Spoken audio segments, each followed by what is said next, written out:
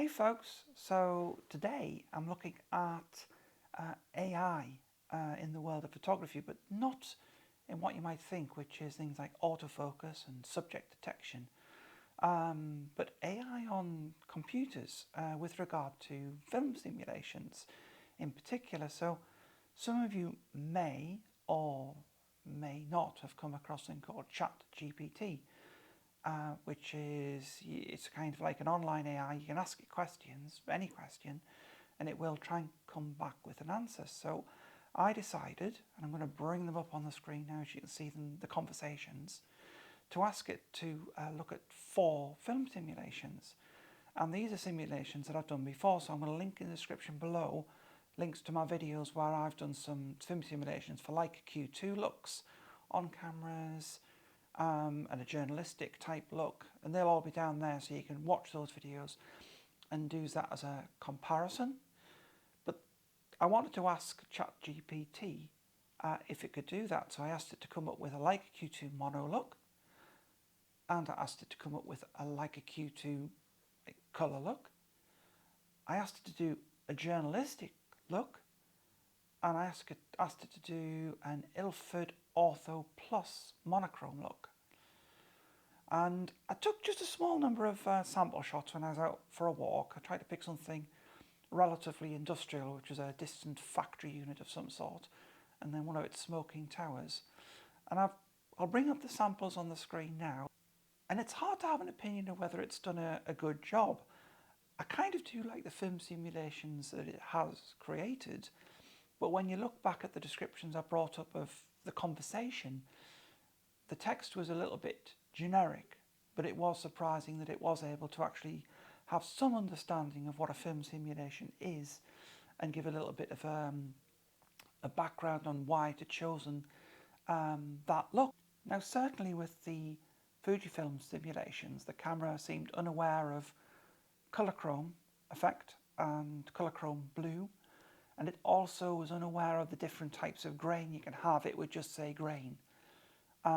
It wouldn't necessarily say if it was heavy, so I had to still make a few assumptions on what it actually suggested as the settings, and all the settings I'll put in the description below for the various simulations to create, so you can try them out yourself. Now, as to whether this is a good or a bad thing, it's a novelty, but I think it takes away from the creativity. Certainly it was interesting for me to compare to the simulations I'd thought up, but I think it's far more fun to trial and error and try and create these simulations yourself rather than let an AI do it for you. As I say, it didn't really understand everything about the film simulations, so it did get a little bit confused, as I say, towards the idea of it not knowing what colour chrome was, but it was knowledgeable. I don't know how it works. I don't know if it harvests data from the internet so it can understand what a film simulation is. I mean, that's how a human would do it. Human would go on internet, type into a search engine, I would like to do a Kodachrome 64 film-like look on Fujifilm X-T5. And you would read various articles that people had done, and you'd work out how to do that film simulation. Or you might actually get some old Kodachrome 64 film, take some pictures on it, get them developed, and then try and do it that way by actually looking and studying the picture. So, I don't know, the jury's out, but I'm curious to know what people think and whether they've tried AI. I kind of think it removes the creative element from you, the person who's creating the film simulation, and then ultimately the pictures. It removes that from you. So while it was an interesting experiment to do it, will I be doing it again? Maybe for comparisons, just to see what it comes up with. And I might give it some more challenging film stock to try and emulate.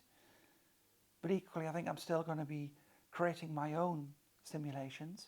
And I think there was a request for a Kodachrome 64, and I'm going to try and create that on Fuji and Lumix.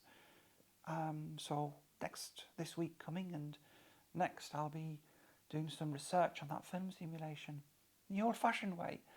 However, as a follow-up, once I've designed my own film simulation and tried it out, I might just ask ChatGPT to see what it comes up with, because I will be interested to sort of, once I've learned about that film stock myself, how quickly it learns about it. And that's kind of why I wanted your input on this as well, and what you thought about that. Anyway, folks, I hope you found this interesting, a different look at film simulations from the point of view of AI. I'm not for a minute suggesting you should use AI for all your film simulations. There are far more resources out there and creative people that can guide you on creating film simulations, and as I say, that'll be the next video up and coming, the Chrome 64. So, thank you for watching, and I'll catch you all soon. Bye.